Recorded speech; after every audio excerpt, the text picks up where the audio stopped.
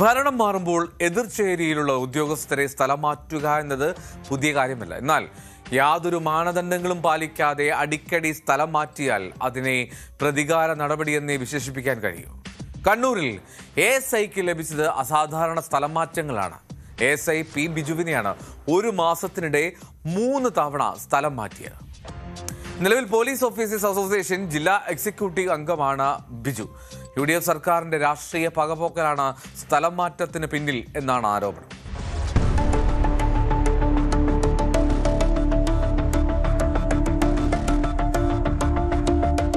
സർക്കാർ മാറിയതിന് പിന്നാലെ ആദ്യം ചൊക്ലിയിലേക്ക് സ്ഥലം മാറ്റം.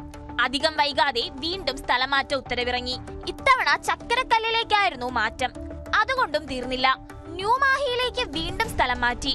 പോലീസ് ഓഫീസേഴ്സ് അസോസിയേഷൻ കണ്ണൂർ ജില്ലാ എക്സിക്യൂട്ടീവ് അംഗമായ ASI P. ബിജുവിനെതിരെയാണ് പ്രതികാര നടപടി. ഇദ്ദേഹത്തിന് ഇനി 2 വർഷം മാത്രമാണ് സർവീസ് കാലാവധിയുള്ളത്. അസാധാരണമായ തരത്തിൽ ഒരു മാസത്തിനിടെ 3 തവണ സ്ഥലം മാറ്റിയത് UDF സർക്കാരിന്റെ രാഷ്ട്രീയ പകപോക്കലെന്നാണ് ആരോപണം.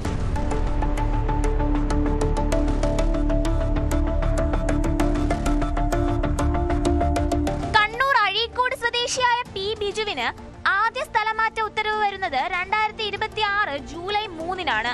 അവിടെ ജോലിയിൽ പ്രവേശിച്ച് 2 ആഴ്ച പിന്നിട്ടപ്പോൾ ഈ മാസം 7-ന് വീണ്ടും സ്ഥലമാറ്റ ഉത്തരവിറങ്ങുകയായിരുന്നു. ചക്കരക്കല്ല് പോലീസ് സ്റ്റേഷനിൽ ജോലി തുടരവെയാണ് 70 കിലോമീറ്റർ ദൂരെയുള്ള ന്യൂമാഹി പോലീസ് സ്റ്റേഷനിലേക്ക് മാറ്റിക്കൊണ്ട് വീണ്ടും ഉത്തരവിറങ്ങിയത്. സൗകര്യപ്രദമായ മറ്റു സ്റ്റേഷനുകളിൽ ഒഴിവുകൾ ഉണ്ടായിരിക്കെ രാഷ്ട്രീയ പ്രേരിതമായ സ്ഥലമാറ്റ ഉത്തരവിൽ സേനയ്ക്കകത്തും പ്രതിഷേധമുയരുകയാണ്.